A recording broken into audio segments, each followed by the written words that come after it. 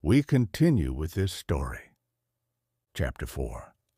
From this day, natural philosophy, and particularly chemistry, in the most comprehensive sense of the term, became nearly my sole occupation.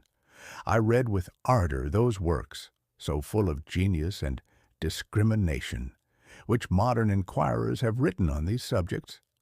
I attended the lectures and cultivated the acquaintance of the men of science of the university, and I found even in Monsieur Krempe a great deal of sound sense and real information, combined, it is true, with a repulsive physiognomy and manners, but not on that account the less valuable.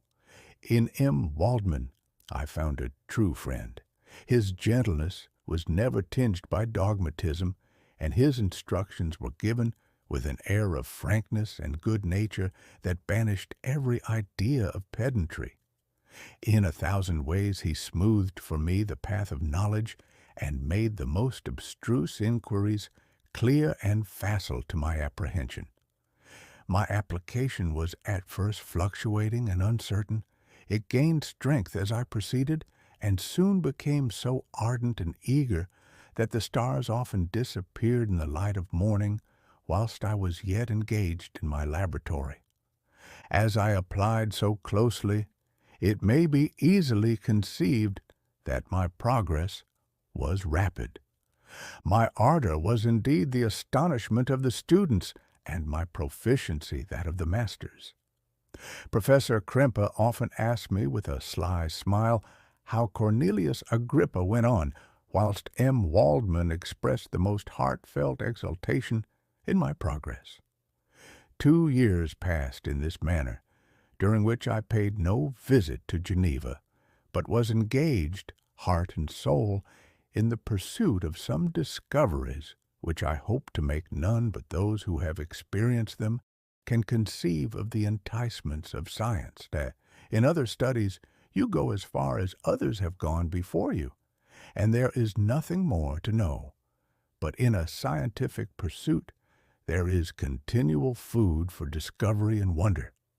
A mind of moderate capacity, which closely pursues one study, must infallibly arrive at great proficiency in that study.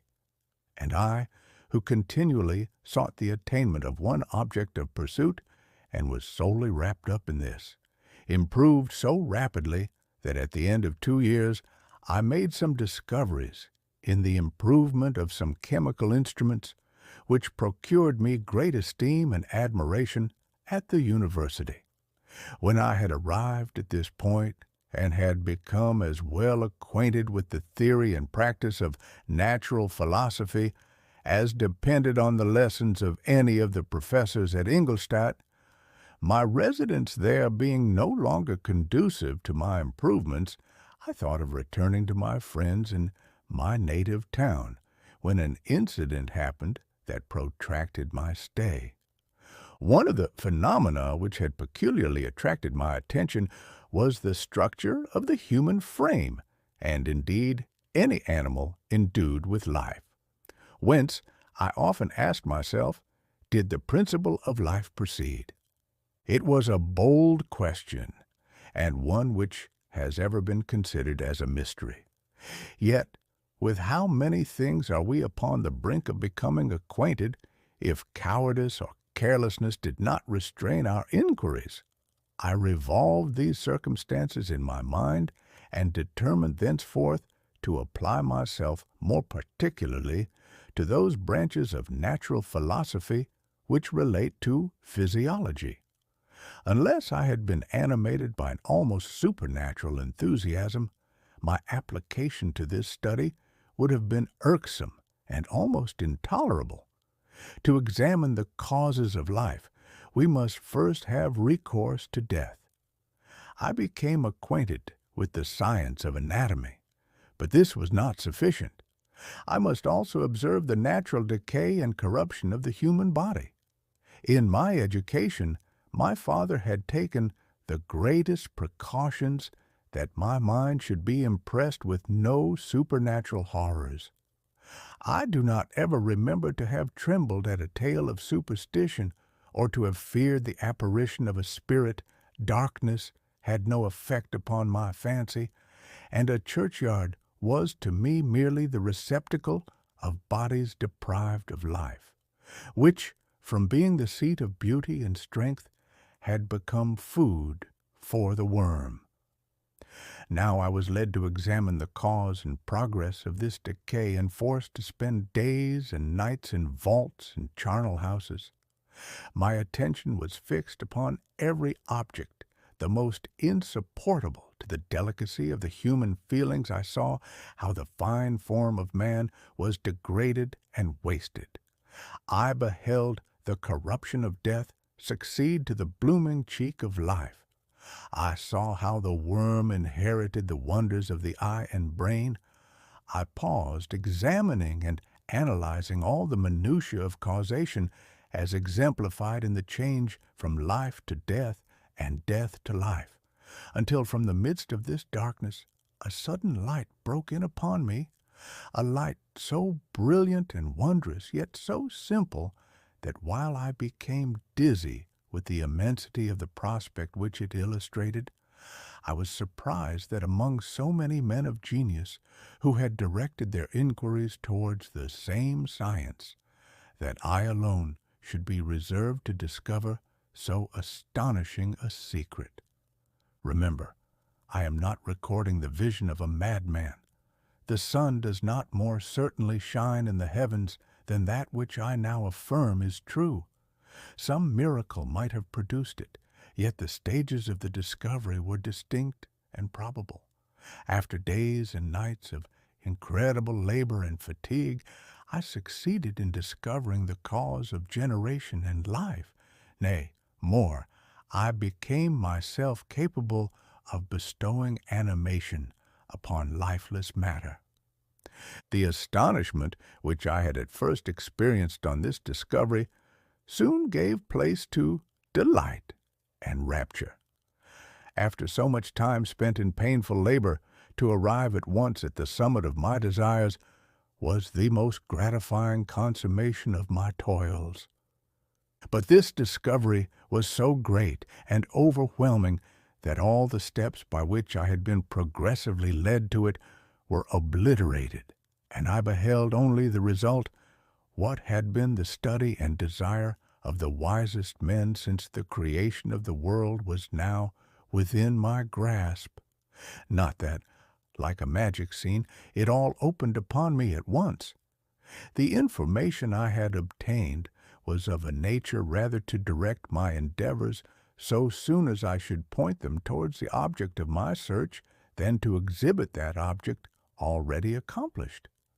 I was like the Arabian who had been buried with the dead and found a passage to life. Aided only by one glimmering and seemingly ineffectual light, I see by your eagerness and the wonder and hope which your eyes express, my friend, that you expect to be informed of the secret with which I am acquainted. That cannot be. Listen patiently until the end of my story, and you will easily perceive why I am reserved upon that subject. I will not lead you on, unguarded and ardent as I then was, to your destruction and infallible misery. Learn from me, if not by my precepts, at least by my example, how dangerous is the acquirement of knowledge, and how much happier that man is who believes his native town to be the world than he who aspires to become greater than his nature will allow. When I found so astonishing a power placed within my hands, I hesitated a long time concerning the manner in which I should employ it. Although I possessed the capacity of bestowing animation, yet to prepare a frame for the reception of it, with all its intricacies of fibers, muscles, and veins, still remained a work of inconceivable difficulty and labor. I doubted at first whether I should attempt the creation of a being like myself, or one of simpler organization. But my imagination was too much exalted by my first success to permit me to doubt of my ability to give life to an animal as complex and wonderful as man. The materials at present within my command hardly appeared adequate to so arduous an undertaking, but I doubted not that I should ultimately succeed. I prepared myself for a multitude of reverses. My operations might be incessantly baffled, and at last my work be imperfect. Yet when I considered the improvement which every day takes place in science and mechanics, I was encouraged to hope my present attempts would at least lay the foundations of future success. Nor could I consider the magnitude and complexity of my plan as any argument of its impracticability.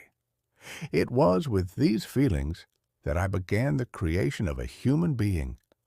As the minuteness of the parts formed a great hindrance to my speed, I resolved, contrary to my first intention, to make the being of a gigantic stature, that is to say, about 8 feet in height, and proportionably large. After having formed this determination, and having spent some months in successfully collecting and arranging my materials, I began.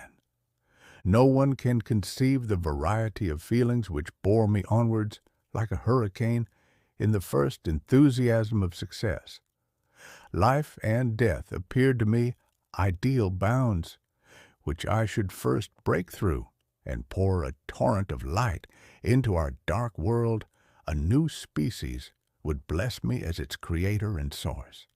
Many happy and excellent natures would owe their being to me. No father could claim the gratitude of his child so completely as I should deserve theirs. Pursuing these reflections, I thought that if I could bestow animation upon lifeless matter, I might in process of time, although I now found it impossible, renew life where death had apparently devoted the body to corruption. These thoughts supported my spirits. While I pursued my undertaking with unremitting ardor, my cheek had grown pale with study, and my person had become emaciated with confinement. Sometimes, on the very brink of certainty, I failed, yet still I clung to the hope which the next day or the next hour might realize. One secret which I alone possessed was the hope to which I had dedicated myself. And the moon gazed on my midnight labors, while, with unrelaxed and breathless eagerness, I pursued nature to her hiding places.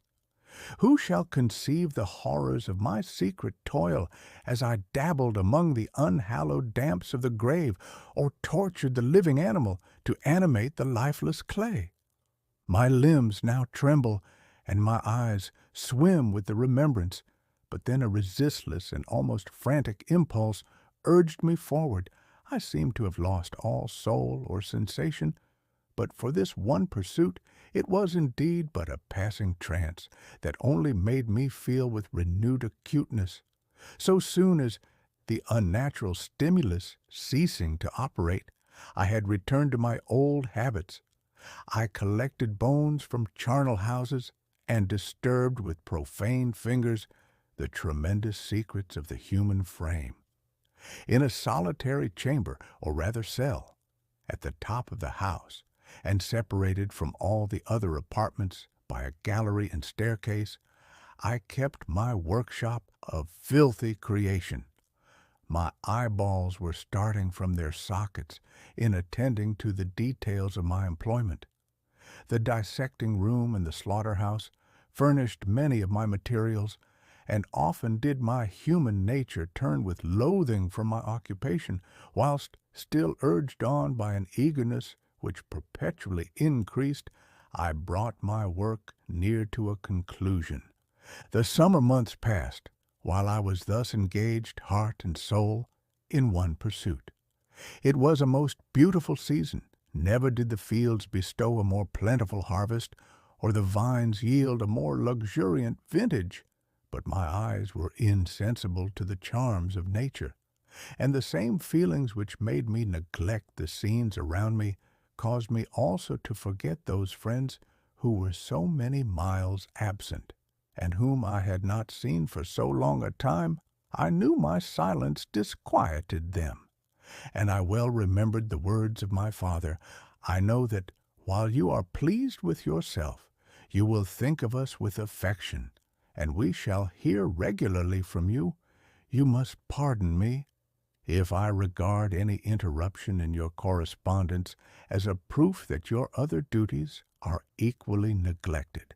I knew well, therefore, what would be my father's feelings, but I could not tear my thoughts from my employment, loathsome in itself, but which had taken an irresistible hold of my imagination. I wished, as it were, to procrastinate all that related to my feelings of affection until the great object, which swallowed up every habit of my nature, should be completed. I then thought that my father would be unjust if he ascribed my neglect to vice or faultiness on my part, but I am now convinced that he was justified in conceiving that I should not be altogether free from blame. A human being in perfection ought always to preserve a calm and peaceful mind, and never to allow passion or a transitory desire to disturb his tranquillity. I do not think that the pursuit of knowledge is an exception to this rule.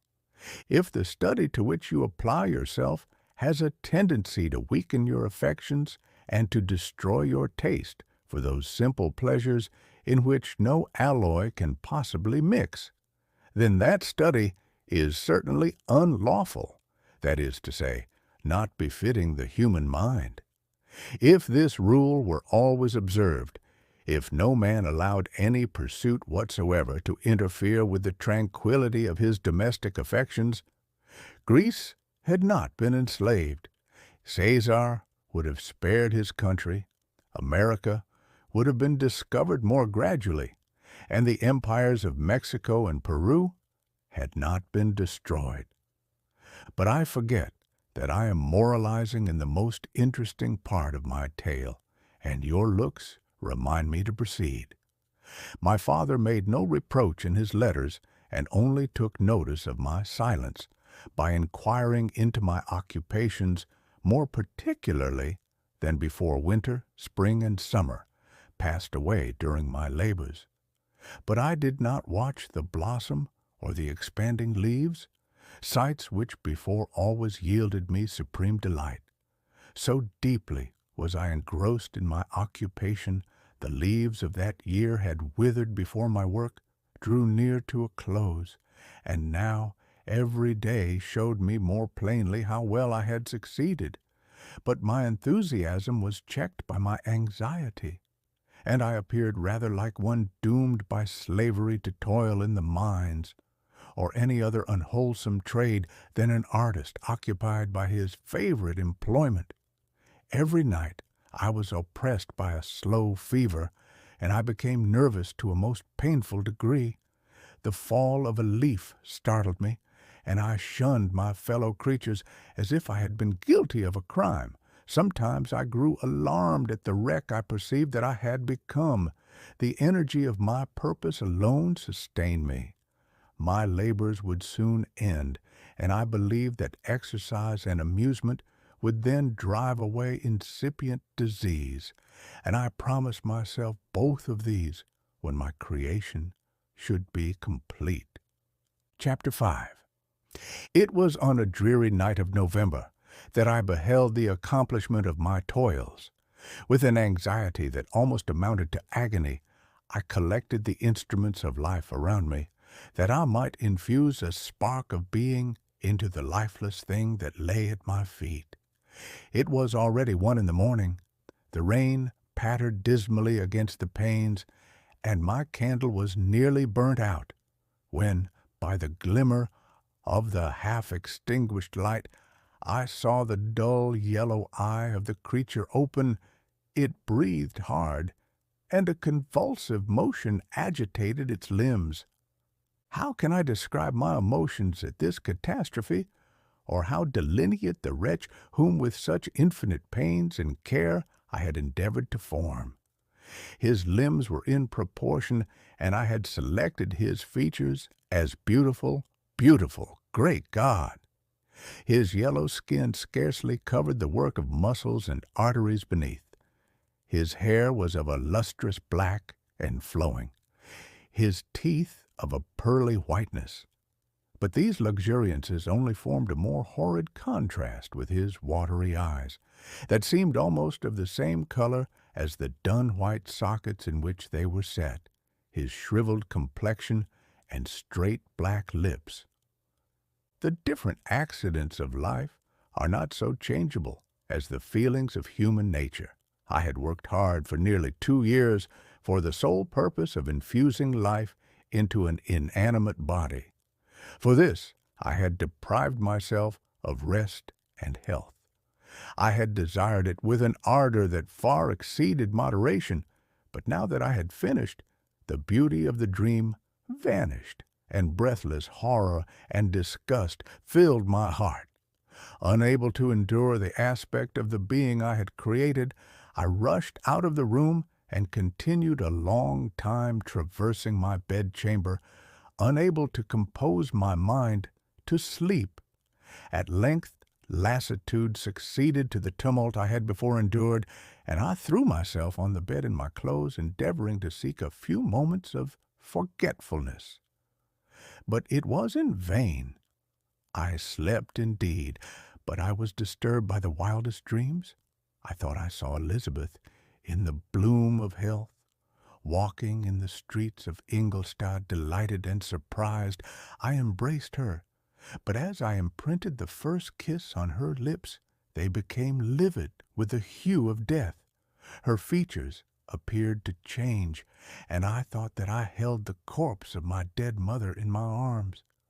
A shroud enveloped her form, and I saw the grave worms crawling in the folds of the flannel. I started from my sleep with horror. A cold dew covered my forehead, my teeth chattered, and every limb became convulsed. When, by the dim and yellow light of the moon, as it forced its way through the window shutters, I beheld the wretch, the miserable monster whom I had created. He held up the curtain of the bed, and his eyes, if eyes they may be called, were fixed on me. His jaws opened, and he muttered some inarticulate sounds, while a grin wrinkled his cheeks. He might have spoken, but I did not hear.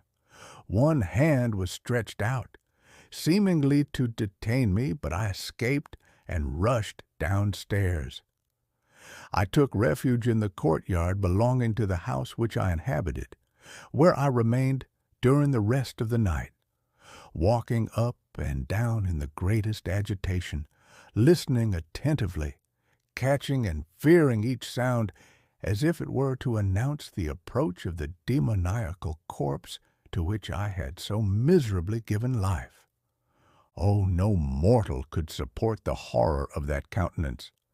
A mummy again, endued with animation, could not be so hideous as that wretch. I had gazed on him while unfinished. He was ugly then, but when those muscles and joints were rendered capable of motion, it became a thing such as even Dante could not have conceived. I passed the night wretchedly. Sometimes my pulse beat so quickly and hardly that I felt the palpitation of every artery. At others, I nearly sank to the ground through languor and extreme weakness. Mingled with this horror, I felt the bitterness of disappointment. Dreams that had been my food and pleasant rest for so long a space were now become a hell to me, and the change was so rapid, the overthrow so complete.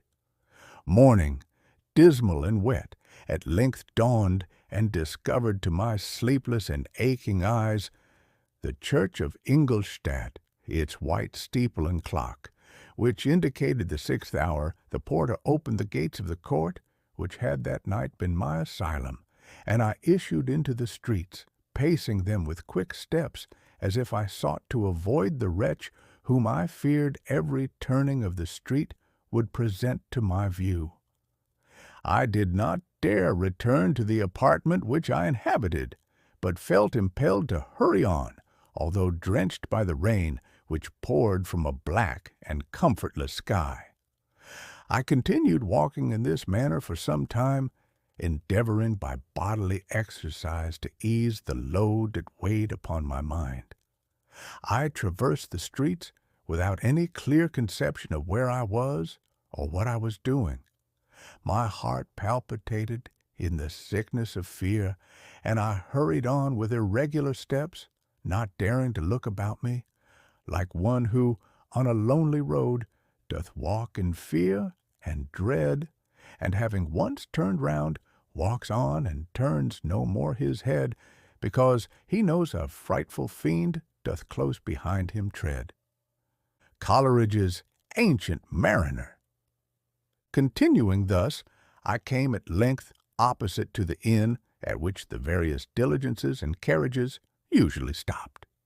Here I paused, I knew not why, but I remained some minutes with my eyes fixed on a coach that was coming towards me from the other end of the street.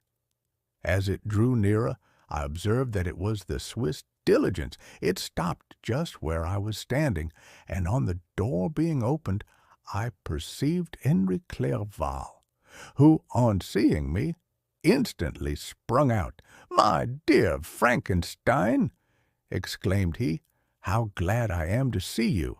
How fortunate that you should be here at the very moment of my alighting!"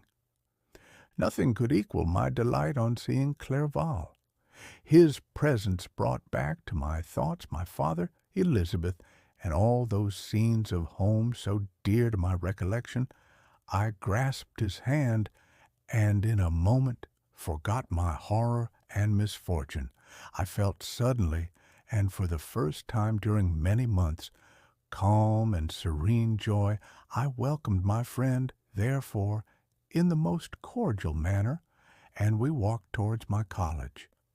Clerval continued talking for some time about our mutual friends and his own good fortune in being permitted to come to Ingolstadt. "You may easily believe," said he, "how great was the difficulty to persuade my father that all necessary knowledge was not comprised in the noble art of bookkeeping. And, indeed, I believe I left him incredulous to the last, for his constant answer to my unwearied entreaties was the same as that of the Dutch schoolmaster in The Vicar of Wakefield. I have 10,000 florins a year without Greek. I eat heartily without Greek.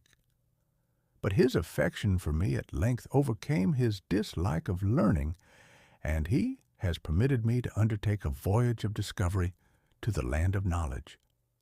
It gives me the greatest delight to see you, but tell me how you left my father, brothers, and Elizabeth." "Very well, and very happy, only a little uneasy that they hear from you so seldom. By the by, I mean to lecture you a little upon their account myself. But, my dear Frankenstein," continued he, stopping short and gazing full in my face, "I did not before remark how very ill you appear.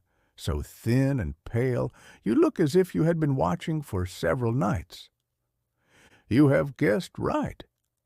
I have lately been so deeply engaged in one occupation that I have not allowed myself sufficient rest, as you see. But I hope, I sincerely hope, that all these employments are now at an end, and that I am at length free." I trembled excessively. I could not endure to think of, and far less to allude to, the occurrences of the preceding night. I walked with a quick pace, and we soon arrived at my college. I then reflected, and the thought made me shiver, that the creature whom I had left in my apartment might still be there, alive and walking about. I dreaded to behold this monster, but I feared still more that Henry should see him. Entreating him, therefore, to remain a few minutes at the bottom of the stairs, I darted up towards my own room. My hand was already on the lock of the door before I recollected myself. I then paused, and a cold shivering came over me. I threw the door forcibly open, as children are accustomed to do when they expect a specter to stand in, waiting for them on the other side. But nothing appeared. I stepped fearfully in. The apartment was empty, and my bedroom was also freed from its hideous guest. I could hardly believe that so great a good fortune could have befallen me. But when I became assured that my enemy had indeed fled, I clapped my hands for joy and ran down to Clerval.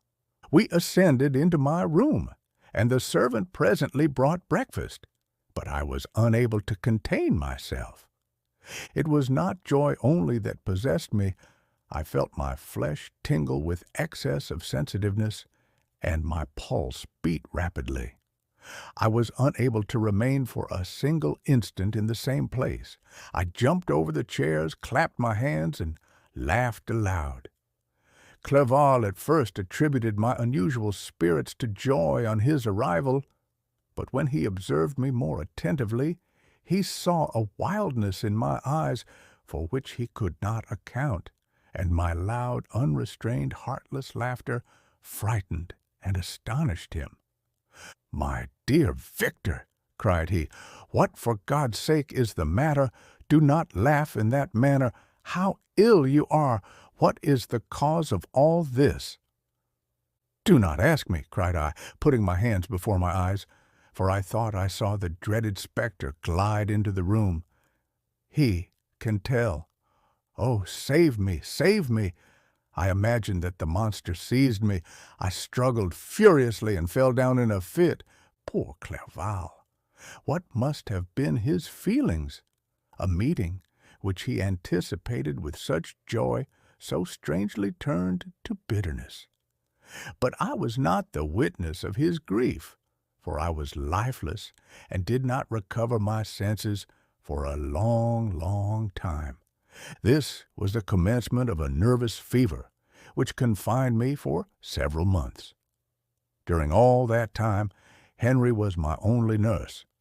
I afterwards learned that, knowing my father's advanced age and unfitness for so long a journey, and how wretched my sickness would make Elizabeth, he spared them this grief by concealing the extent of my disorder.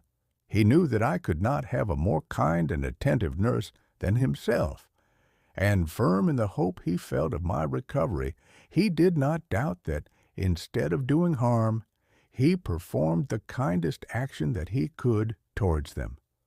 But I was in reality very ill, and surely nothing but the unbounded and unremitting attentions of my friend could have restored me to life. The form of the monster on whom I had bestowed existence was forever before my eyes, and I raved incessantly concerning him. Doubtless my words surprised Henry. He at first believed them to be the wanderings of my disturbed imagination, but the pertinacity with which I continually recurred to the same subject persuaded him that my disorder indeed owed its origin to some uncommon and terrible event. By very slow degrees, and with frequent relapses that alarmed and grieved my friend, I recovered. I remember the first time I became capable of observing outward objects with any kind of pleasure. I perceived that the fallen leaves had disappeared, and that the young buds were shooting forth from the trees that shaded my window. It was a divine spring, and the season contributed greatly to my convalescence. I felt also sentiments of joy and affection revive in my bosom. My gloom disappeared, and in a short time I became as cheerful as before I was attacked by the fatal passion. "Dearest Clerval," exclaimed I, "how kind, how very good you are to me! This whole winter, instead of being spent in study, as you promised yourself, has been consumed in my sick room. How shall I ever repay you? I feel the greatest remorse for the disappointment of which I have been the occasion, but you will forgive me. You will repay me entirely if you do not discompose yourself, but get well as fast as you can, And since you appear in such good spirits, I may speak to you on one subject, may I not?" I trembled. One subject? What could it be? Could he allude to an object on whom I dared not even think? "Compose yourself," said Clerval, who observed my change of color. "I will not mention it, if it agitates you, but your father and cousin would be very happy if they received a letter from you in your own handwriting. They hardly know how ill you have been, and are uneasy at your long silence. Is that all, my dear Henry?" How could you suppose that my first thought would not fly towards those dear, dear friends whom I love and who are so deserving of my love? If this is your present temper, my friend, you will perhaps be glad to see a letter that has been lying here some days for you. It is from your cousin, I believe. Chapter 6. Clerval then put the following letter into my hands. It was from my own Elizabeth. "My dearest cousin, you have been ill, very ill, and even the constant letters of dear kind Henry are not sufficient to reassure me on your account. You are forbidden to write, to hold a pen. Yet one word from you, dear Victor, is necessary to calm our apprehensions. For a long time I have thought that each post would bring this line, and my persuasions have restrained my uncle from undertaking a journey to Ingolstadt. I have prevented his encountering the inconveniences and perhaps dangers of so long a journey, yet how often have I regretted not being able to perform it myself. I figure to myself that the task of attending on your sick-bed has devolved on some mercenary old nurse, who could never guess your wishes nor minister to them with the care and affection of your poor cousin. Yet that is over now. Clerval writes that, indeed, you are getting better. I eagerly hope that you will confirm this intelligence soon in your own handwriting. Get well and return to us. You will find a happy, cheerful home and friends who love you dearly. Your father's health is vigorous, and he asks but to see you, but to be assured that you are well, and not a care will ever cloud his benevolent countenance. How pleased you would be to remark the improvement of our Ernest. He is now 16, and full of activity and spirit. He is desirous to be a true Swiss and to enter into foreign service, but we cannot part with him, at least until his elder brother returns to us. My uncle is not pleased with the idea of a military career in a distant country, but Ernest never had your powers of application. He looks upon study as odious fetter. His time is spent in the open air, climbing the hills or rowing on the lake. I fear that he will become an idler, unless we yield the point and permit him to enter on the profession which he has selected. Little alteration, except the growth of our dear children, has taken place since you left us. The blue lake and snow-clad mountains, they never change, and I think our placid home and our contented hearts are regulated by the same immutable laws. My trifling occupations take up my time and amuse me, and I am rewarded for any exertions by seeing none but happy, kind faces around me. Since you left us, but one change has taken place in our little household. Do you remember on what occasion Justine Moritz entered our family? Probably you do not. I will relate her history. Therefore, in a few words, Madame Moritz, her mother, was a widow with 4 children, of whom Justine was the third. This girl had always been the favorite of her father, but through a strange perversity, her mother could not endure her, and after the death of Monsieur Moritz, treated her very ill. My aunt observed this, and when Justine was 12 years of age, prevailed on her mother to allow her to live at our house.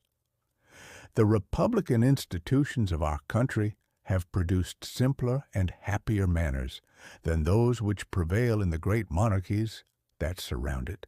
Hence, there is less distinction between the several classes of its inhabitants, and the lower orders, being neither so poor nor so despised, their manners are more refined and moral. A servant in Geneva does not mean the same thing as a servant in France and England. Justine, thus received in our family, learned the duties of a servant, a condition which, in our fortunate country, does not include the idea of ignorance and a sacrifice of the dignity of a human being. Justine, you may remember, was a great favorite of yours, and I recollect you once remarked that if you were in an ill humor, one glance from Justine could dissipate it, for the same reason that Ariosto gives concerning the beauty of Angelica. She looked so frank-hearted and happy. My aunt conceived a great attachment for her, by which she was induced to give her an education superior to that which she had at first intended. This benefit was fully repaid. Justine was the most grateful little creature in the world. I do not mean that she made any professions. I never heard one pass her lips, but you could see by her eyes that she almost adored her protectress.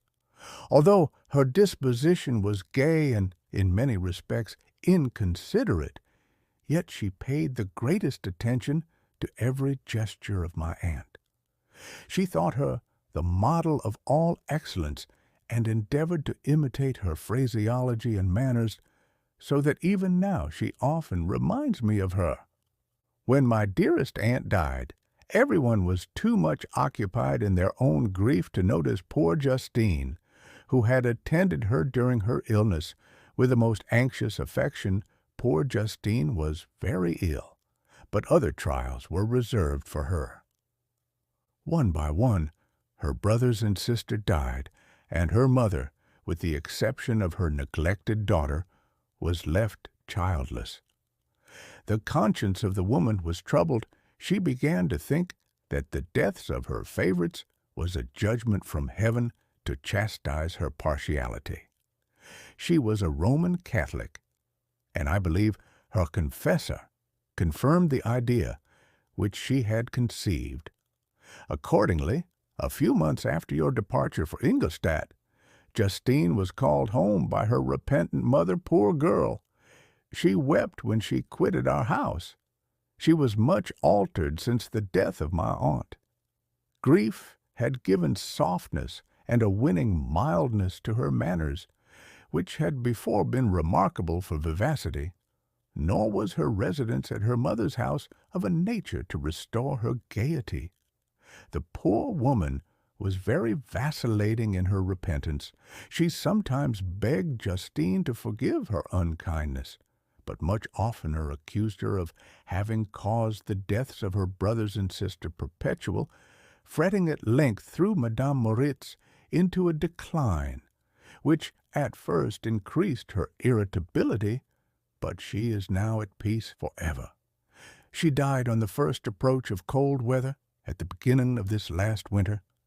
Justine has just returned to us, and I assure you, I love her tenderly. She is very clever and gentle, and extremely pretty. As I mentioned before, her mien and her expression continually remind me of my dear aunt. I must say also a few words to you, my dear cousin, of little darling William. I wish you could see him. He is very tall of his age, with sweet, laughing blue eyes, dark eyelashes, and curling hair. When he smiles, 2 little dimples appear on each cheek, which are rosy with health. He has already had 1 or 2 little wives, but Louisa Biron is his favorite, a pretty little girl of 5 years of age. Now, dear Victor, I dare say you wish to be indulged in a little gossip concerning the good people of Geneva. The pretty Miss Mansfield has already received the congratulatory visits on her approaching marriage with a young Englishman, John Melbourne, Esquire. Her ugly sister Manon married Monsieur Duvillard, the rich banker, last autumn. Your favorite schoolfellow, Louis Manoir, has suffered several misfortunes since the departure of Clerval from Geneva, but he has already recovered his spirits and is reported to be on the point of marrying a lively, pretty Frenchwoman, Madame Tavernier. She is a widow, and much older than Manoir, but she is very much admired and a favorite with everybody.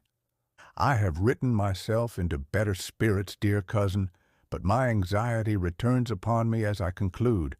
Write, dearest Victor, one line, one word will be a blessing to us. 10,000 thanks to Henry for his kindness, his affection, and his many letters. We are sincerely grateful. Adieu, my cousin. Take care of yourself, and I entreat you, write. Elizabeth Lavenza. Geneva, March 18th, 17. Dear, dear Elizabeth, I exclaimed when I had read her letter, I will write instantly and relieve them from the anxiety they must feel. I wrote, and this exertion greatly fatigued me, but my convalescence had commenced and proceeded regularly. In another fortnight, I was able to leave my chamber. One of my first duties on my recovery was to introduce Clerval to the several professors of the university. In doing this, I underwent a kind of rough usage, ill befitting the wounds that my mind had sustained ever since the fatal night, the end of my labors, and the beginning of my misfortunes. I had conceived a violent antipathy even to the name of natural philosophy. When I was otherwise quite restored to health, the sight of a chemical instrument would renew all the agony of my nervous symptoms. Henry saw this, and had removed all my apparatus from my view. He had also changed my apartment, for he perceived that I had acquired a dislike for the room which had previously been my laboratory. But these cares of Clerval were made of no avail. When I visited the professors, M. Waldman inflicted torture when he praised, with kindness and warmth, the astonishing progress I had made in the sciences. He soon perceived that I disliked the subject, but not guessing the real cause, he attributed my feelings to modesty, and changed the subject from my improvement to the science itself, with a desire, as I evidently saw, of drawing me out. What could I do? He meant to please, and he tormented me. We passed a fortnight in these perambulations. My health and spirits had long been restored, and they gained additional strength from the salubrious air I breathed, the natural incidents of our progress, and the conversation of my friend. Study had before secluded me from the intercourse of my fellow creatures and rendered me unsocial. But Clerval called forth the better feelings of my heart. He again taught me to love the aspect of nature and the cheerful faces of children. Excellent friend, how sincerely you did love me, and endeavor to elevate my mind until it was on a level with your own. A selfish pursuit had cramped and narrowed me, until your gentleness and affection warmed and opened my senses. I became the same happy creature who, a few years ago, loved and beloved by all, had no sorrow or care, when happy, inanimate nature had the power of bestowing on me the most delightful sensations. A serene sky and verdant fields filled me with ecstasy. The present season was indeed divine. The flowers of spring bloomed in the hedges, while those of summer were already in bud. I was undisturbed by thoughts which during the preceding year had pressed upon me, notwithstanding my endeavors to throw them off, with an invincible burden. Henry rejoiced in my gaiety, and sincerely sympathized in my feelings. He exerted himself to amuse me, while he expressed the sensations that filled his soul. The resources of his mind on this occasion were truly astonishing.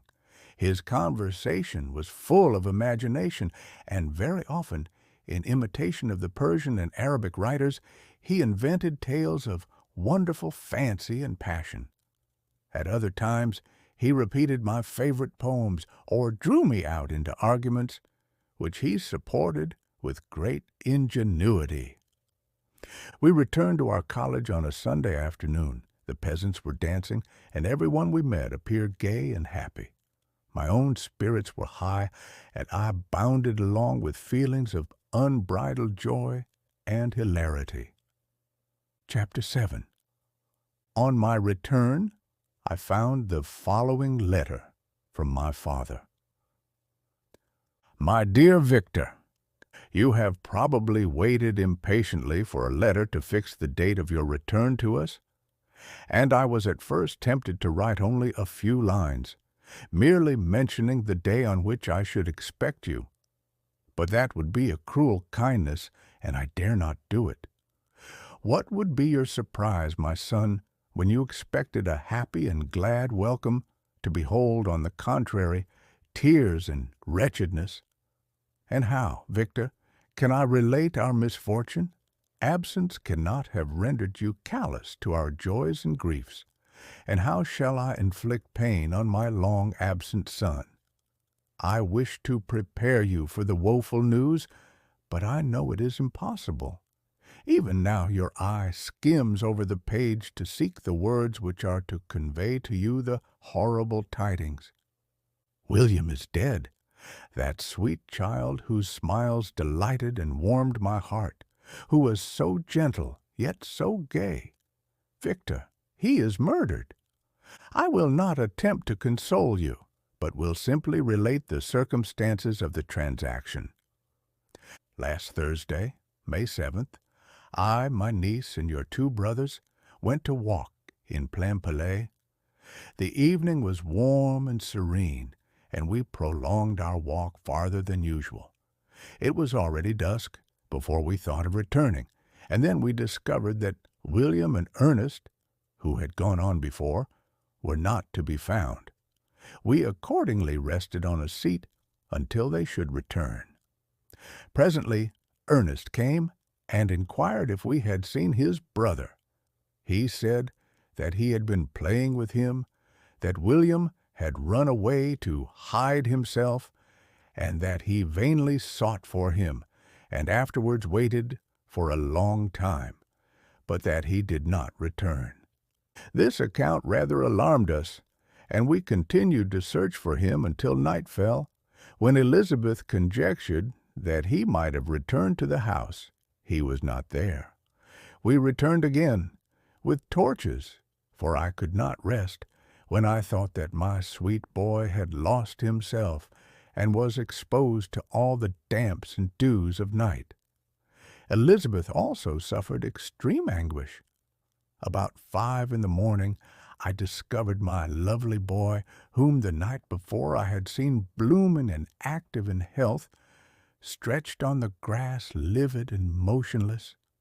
The print of the murderer's finger was on his neck.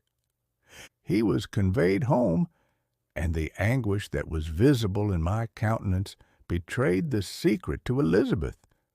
She was very earnest to see the corpse. At first I attempted to prevent her, but she persisted, and entering the room where it lay, hastily examined the neck of the victim, and clasping her hands exclaimed, "Oh God, I have murdered my darling child!" She fainted, and was restored with extreme difficulty. When she again lived, it was only to weep and sigh. She told me that that same evening William had teased her to let him wear a very valuable miniature that she possessed of your mother. This picture is gone, and was doubtless the temptation which urged the murderer to the deed. We have no trace of him at present, although our exertions to discover him are unremitted. But they will not restore my beloved William. Come, dearest Victor, you alone can console Elizabeth. She weeps continually and accuses herself unjustly as the cause of his death. Her words pierce my heart. We are all unhappy, but will not that be an additional motive for you, my son, to return and be our comforter? Your dear mother, alas, Victor, I now say, thank God she did not live to witness the cruel, miserable death of her youngest darling. Come, Victor, not brooding thoughts of vengeance against the assassin, but with feelings of peace and gentleness that will heal, instead of festering, the wounds of our minds, enter the house of mourning, my friend, but with kindness and affection for those who love you, and not with hatred for your enemies. Your affectionate and afflicted father, Alphonse Frankenstein. Geneva, May 12th, 17. Clerval, who had watched my countenance as I read this letter, was surprised to observe the despair that succeeded the joy I at first expressed on receiving news from my friends. I threw the letter on the table and covered my face with my hands. "My dear Frankenstein," exclaimed Henry when he perceived me weep with bitterness, "are you always to be unhappy? My dear friend, what has happened?" I motioned him to take up the letter, while I walked up and down the room in the extremest agitation. Tears also gushed from the eyes of Clerval as he read the account of my misfortune. "I can offer you no consolation, my friend," said he. "Your disaster is irreparable. What do you intend to do?" "To go instantly to Geneva. Come with me, Henry, to order the horses." During our walk, Clerval endeavored to say a few words of consolation. He could only express his heartfelt sympathy. "Poor William," said he, "dear lovely child, he now sleeps with his angel mother, who that had seen him bright and joyous in his young beauty, but must weep over his untimely loss. To die so miserably, to feel the murderer's grasp! How much more a murder that could destroy radiant innocence! Poor little fellow! One only consolation have we, his friends mourn and weep, but he is at rest, the pang is over, his sufferings are at an end forever. A sod covers his gentle form, and he knows no pain. He can no longer be a subject for pity. We must reserve that for his miserable survivors." Clerval spoke thus as we hurried through the streets. The words impressed themselves on my mind, and I remembered them afterwards in solitude, but now, as soon as the horses arrived, I hurried into a cabriolet and bade farewell to my friend. My journey was very melancholy. At first I wished to hurry on, for I longed to console and sympathize with my loved and sorrowing friends. But when I drew near my native town, I slackened my progress. I could hardly sustain the multitude of feelings that crowded into my mind. I passed through scenes familiar to my youth, but which I had not seen for nearly 6 years. How altered everything might be during that time! One sudden and desolating change had taken place, but 1,000 little circumstances might have by degrees worked other alterations, which, although they were done more tranquilly, might not be the less decisive. Fear overcame me. I dared no advance, dreading 1,000 nameless evils that made me tremble, although I was unable to define them. I remained 2 days at Lausanne in this painful state of mind. I contemplated the lake. The waters were placid, all round was calm, and the snowy mountains, the palaces of nature, were not changed. By degrees, the calm and heavenly scene restored me. and I continued my journey towards Geneva. The road ran by the side of the lake, which became narrower as I approached my native town. I discovered more distinctly the black sides of Jura and the bright summit of Mont Blanc. I wept like a child. Dear mountains, my own beautiful lake, how do you welcome your wanderer? Your summits are clear, the sky and lake are blue and placid. Is this to prognosticate peace, or to mock at my unhappiness? I fear, my friend, that I shall render myself tedious by dwelling on these preliminary circumstances.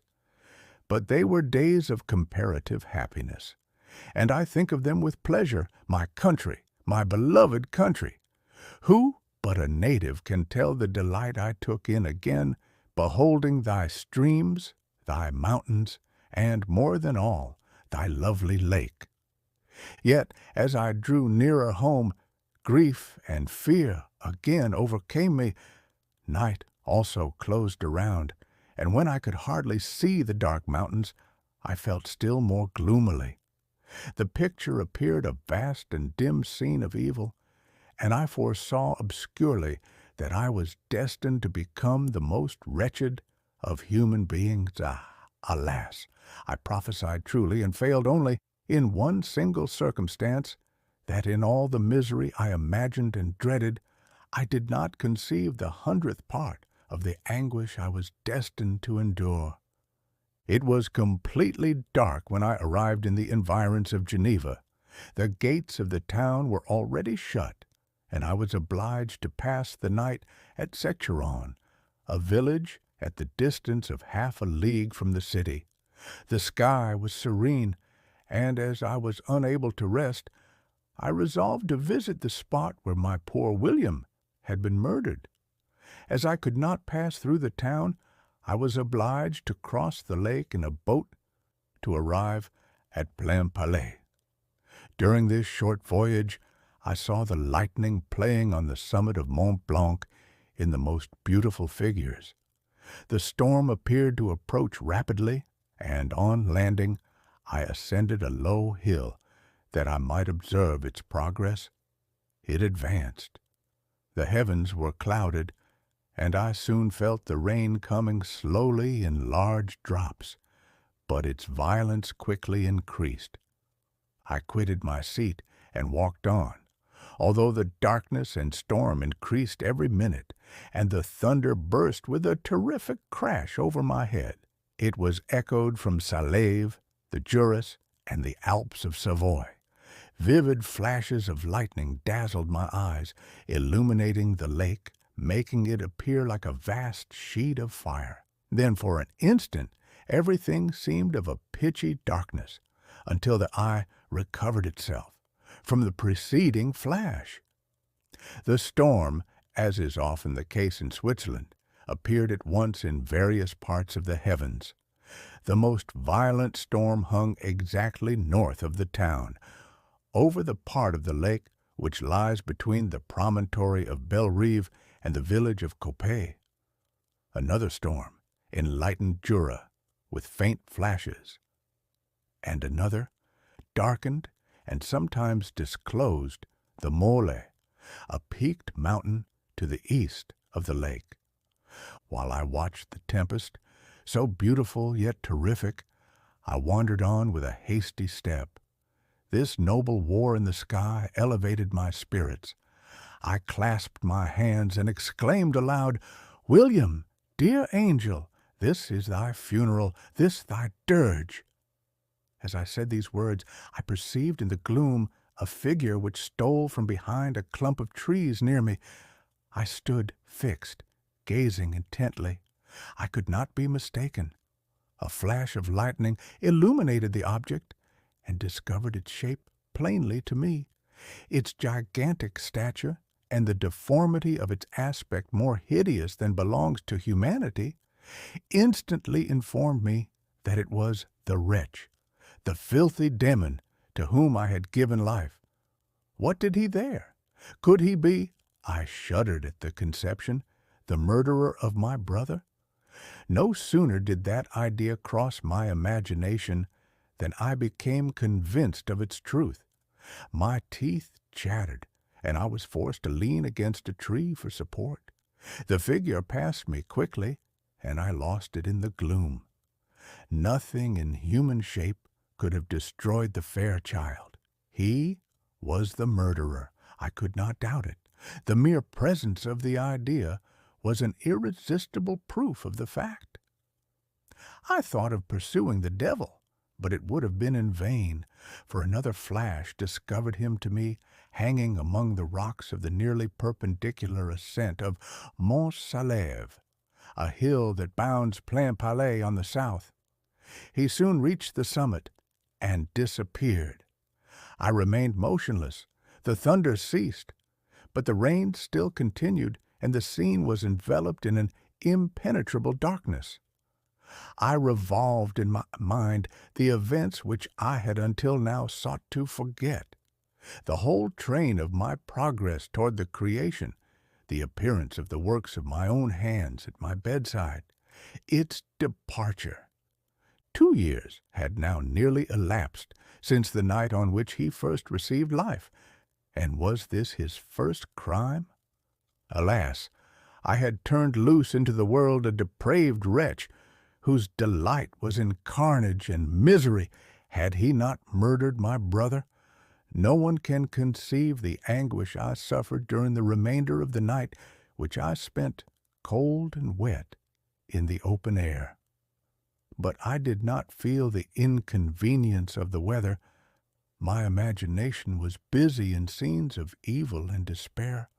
I considered the being whom I had cast among mankind, and endowed with the will and power to effect purposes of horror, such as the deed which he had now done, nearly in the light of my own vampire, my own spirit let loose from the grave, and forced to destroy all that was dear to me. Day dawned, and I directed my steps towards the town. The gates were open, and I hastened to my father's house. My first thought was to discover what I knew of the murderer, and cause instant pursuit to be made, but I paused when I reflected on the story that I had to tell. A being whom I myself had formed and endued with life had met me at midnight among the precipices of an inaccessible mountain. I remembered also the nervous fever with which I had been seized just at the time that I dated my creation, and which would give an air of delirium to a tale otherwise so utterly improbable. I well knew that if any other had communicated such a relation to me, I should have looked upon it as the ravings of insanity. Besides, the strange nature of the animal would elude all pursuit, even if I were so far credited as to persuade my relatives to commence it. And then of what use would be pursuit? Who could arrest a creature capable of scaling the overhanging sides of Mont Salève? These reflections determined me, and I resolved to remain silent. It was about 5 in the morning when I entered my father's house. I told the servants not to disturb the family, and went into the library to attend their usual hour of rising. 6 years had elapsed, passed in a dream, but for one indelible trace, and I stood in the same place where I had last embraced my father before my departure for Ingolstadt, beloved and venerable parent. He still remained to me. I gazed on the picture of my mother, which stood over the mantelpiece.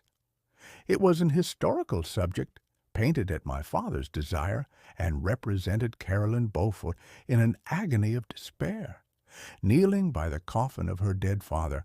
Her garb was rustic, and her cheek pale, but there was an air of dignity and beauty that hardly permitted the sentiment of pity.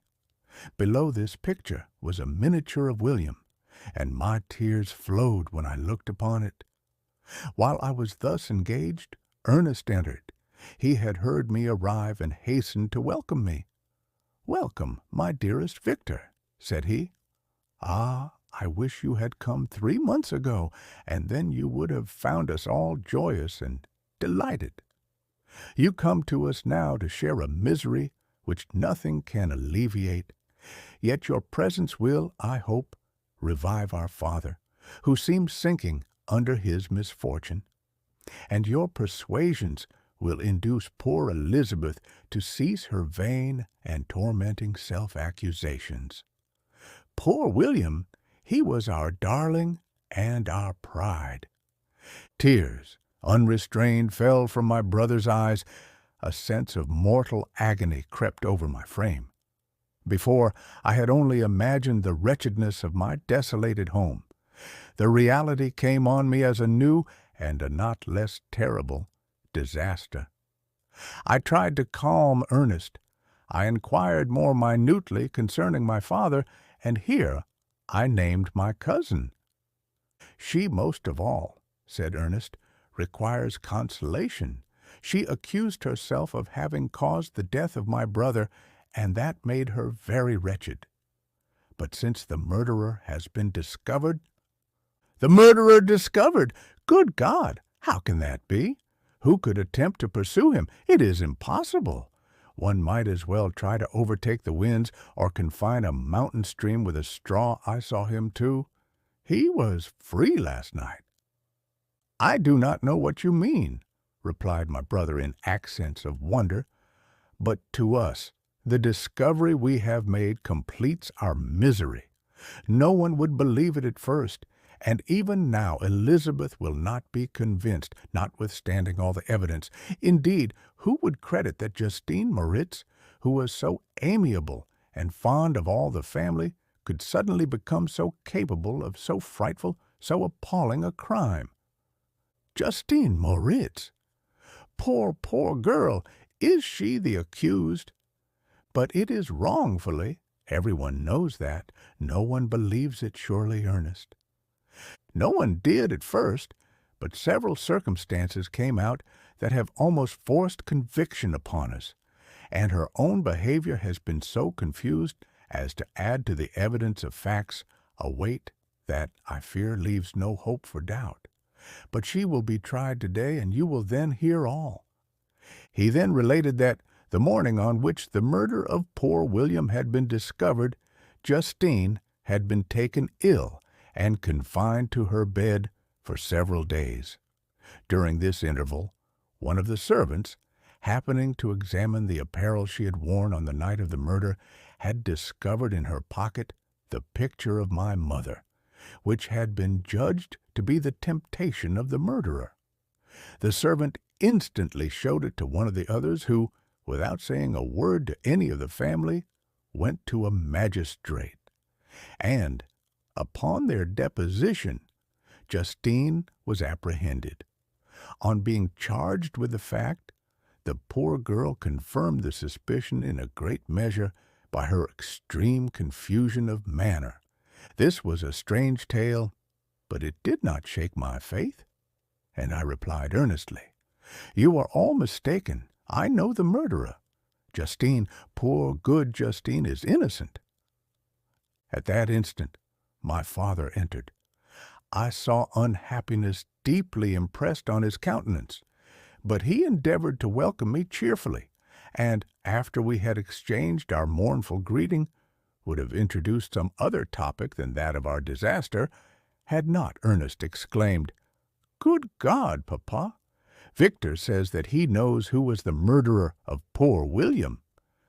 "We do also, unfortunately," replied my father, for indeed I had rather have been forever ignorant than have discovered so much depravity and ungratitude in one I valued so highly. "My dear father, you are mistaken. Justine is innocent. If she is, God forbid that she should suffer as guilty. She is to be tried today, and I hope, I sincerely hope, that she will be acquitted." This speech calmed me. I was firmly convinced in my own mind that Justine, and indeed every human being, was guiltless of this murder. I had no fear, therefore, that any circumstantial evidence could be brought forward strong enough to convict her. My tale was not one to announce publicly. Its astounding horror would be looked upon as madness by the vulgar. Did anyone indeed exist, except I, the Creator, who would believe, unless his senses convinced him, in the existence of the living monument of presumption and rash ignorance which I had let loose upon the world? We were soon joined by Elizabeth. Time had altered her since I last beheld her. It had endowed her with loveliness surpassing the beauty of her childish years. There was the same candor, the same vivacity, but it was allied to an expression more full of sensibility and intellect. She welcomed me with the greatest affection. "Your arrival, my dear cousin," said she, "fills me with hope. You perhaps will find some means to justify my poor guiltless Justine. Alas, who is safe if she be convicted of crime? I rely on her innocence as certainly as I do upon my own. Our misfortune is doubly hard to us.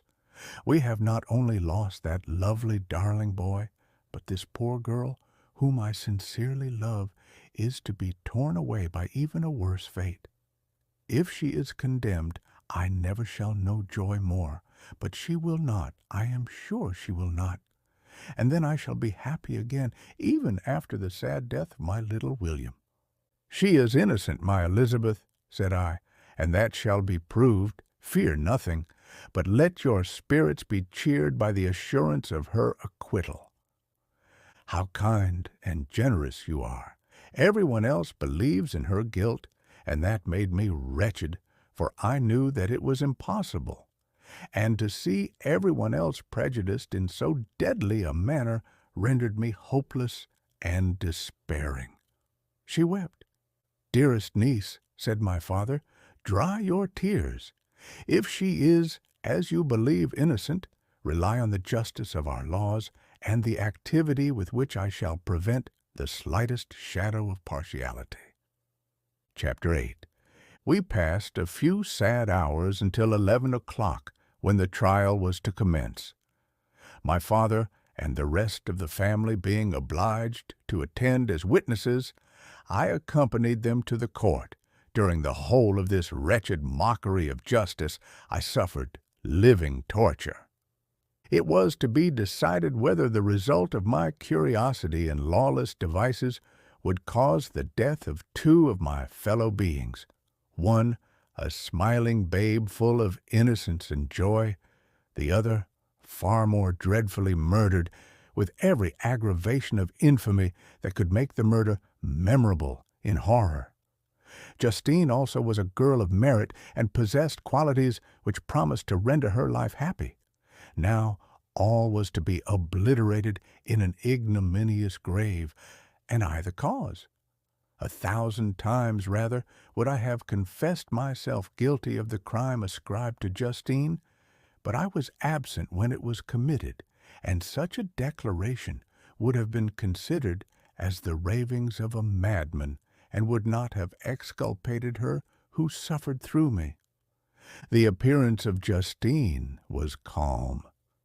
She was dressed in mourning, and her countenance, always engaging, was rendered by the solemnity of her feelings exquisitely beautiful.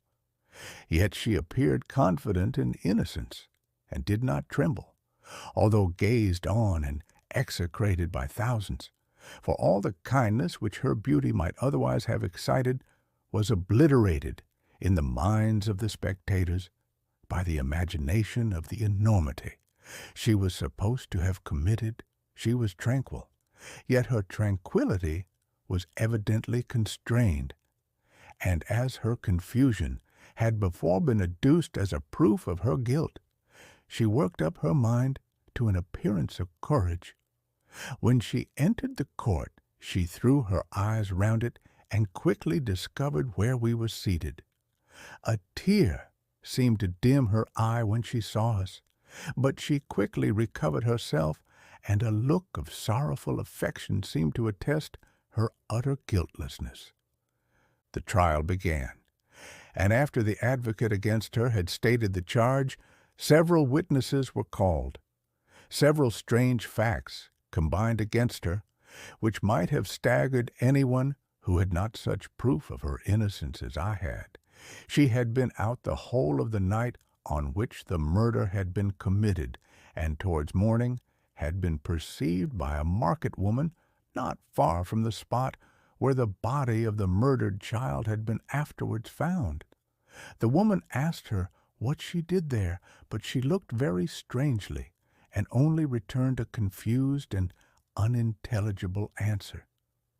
She returned to the house about 8 o'clock, and when one inquired where she had passed the night, she replied that she had been looking for the child, and demanded earnestly if anything had been heard concerning him. When shown the body, she fell into violent hysterics, and kept her bed for several days. The picture was then produced, which the servant had found in her pocket, and when Elizabeth, in a faltering voice, proved that it was the same which, an hour before the child had been missed, she had placed round his neck, a murmur of horror and indignation filled the court. Justine was called on for her defense. As the trial had proceeded, her countenance had altered. Surprise, horror, and misery were strongly expressed. Sometimes she struggled with her tears, but when she was desired to plead, she collected her powers and spoke in an audible, although variable voice. "God knows," she said, "how entirely I am innocent. But I do not pretend that my protestations should acquit me.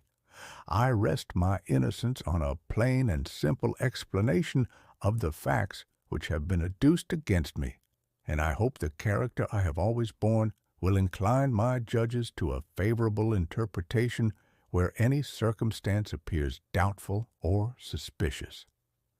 She then related that, by the permission of Elizabeth, she had passed the evening of the night on which the murder had been committed at the house of an aunt at Cheyne, a village situated at about a league from Geneva. On her return, at about 9 o'clock, she met a man who asked her if she had seen anything of the child who was lost.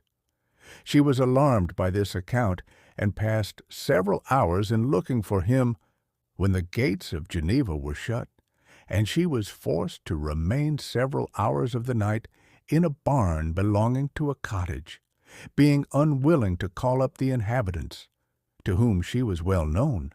Most of the night she spent here watching. Towards morning she believed that she slept for a few minutes. Some steps disturbed her, and she awoke. It was dawn, and she quitted her asylum, that she might again endeavor to find my brother. If she had gone near the spot where his body lay, it was without her knowledge. I felt as if he had placed carefully, one by one, in my view those instruments which were to be afterwards used in putting me to a slow and cruel death. I writhed under his words, yet dared not exhibit the pain I felt. Clerval, whose eyes and feelings were always quick in discerning the sensations of others, declined the subject, alleging in excuse his total ignorance, and the conversation took a more general turn. I thanked my friend from my heart, but I did not speak. I saw plainly that he was surprised, but he never attempted to draw my secret from me, and although I loved him with a mixture of affection and reverence that knew no bounds, yet I could never persuade myself to confide in him that event which was so often present to my recollection, but which I feared the detail to another would only impress more deeply. Monsieur Krempe was not equally docile, and in my condition at that time of almost insupportable sensitiveness, his harsh blunt encomiums gave me even more pain than the benevolent approbation of M. Waldman. "And the fellow," cried he, "why, Monsieur Clerval, I assure you, he has outstripped us all. I stare if you please, but it is nevertheless true. A youngster who, but a few years ago, believed in Cornelius Agrippa as firmly as in the gospel, has now set himself at the head of the university.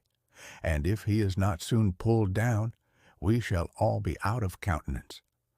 Ay, continued he, observing my face expressive of suffering. Monsieur Frankenstein is modest, an excellent quality in a young man. Young men should be diffident of themselves, you know, Clerval. I was myself when young, but that wears out in a very short time. Monsieur Krempe had now commenced an eulogy on himself, which happily turned the conversation from a subject that was so annoying to me. Clerval had never sympathized in my tastes for natural science, and his literary pursuits differed wholly from those which had occupied me. He came to the university with the design of making himself complete master of the Oriental languages, and thus he should open a field for the plan of life he had marked out for himself. Resolved to pursue no inglorious career, he turned his eyes toward the East as affording scope for his spirit of enterprise. The Persian, Arabic, and Sanskrit languages engaged his attention, and I was easily induced to enter on the same studies.